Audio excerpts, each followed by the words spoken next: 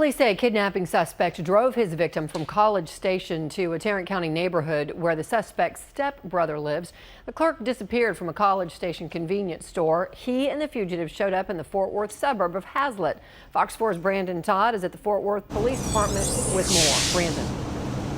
Right, Heather, that suspect tonight being questioned by Fort Worth detectives as well as College Station investigators in this case. Residents along that Haslet street say 1 minute it was quiet, the next they were ushering their kids quickly inside so they didn't see the police officers, guns drawn, arresting a man along with another man they say was covered in blood. A day-long manhunt for 36-year-old Nathaniel Tillery ended in a neighborhood in Haslet just north of Fort Worth. From Sky 4, you see investigators gathering up evidence until he's put in a cruiser and taken to jail. The College Station convenience store clerk he allegedly kidnapped, 55-year-old Kevin Garcia, found alive, but out of it in the bed of a mid-sized pickup truck. The guy in the black Ford Ranger pulled up, and then right after he pulled up, cop car came flying up, another one came flying up behind it. The guy in the driver's seat got out of the car. The cop drew his gun, told him to get on the ground. After that, two more came up. College Station police say Tillery was seen on surveillance video this morning at Drew's Exxon. A probable cause affidavit said he was seen on camera attacking Garcia as the longtime clerk was hosing down the parking lot and then going back in to rob the store. Tillery then put Garcia in the bed of the clerk's Ford Ranger, got behind the wheel, and took off. Once detectives in Haslet had Tillery in cuffs, they moved quickly to get Garcia to the hospital. We didn't know what it was.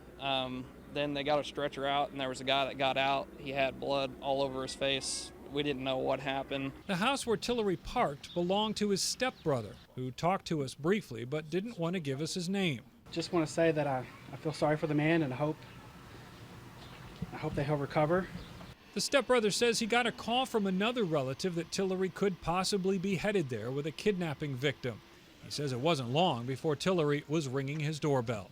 I did notify the authorities that he was here and what my suspicions were, and it's just unfortunate that it happened. Tillery was taken to jail, Garcia to the hospital. Residents were left wondering why all of this unfolded here on their street. We just wanted to know if we were okay. Were our kids okay to be out here playing? We saw that they had him in custody, but was that it? Was that over? Tillery, or the stepbrother, told me that Tillery had come over to his house in the past, sometimes invited, sometimes uninvited, but why he decided to come there today under these circumstances, Heather, the stepbrother said he had no idea. Right, so Brandon, a lot of people are going to want to know how Kevin Garcia, the clerk, how he's doing tonight.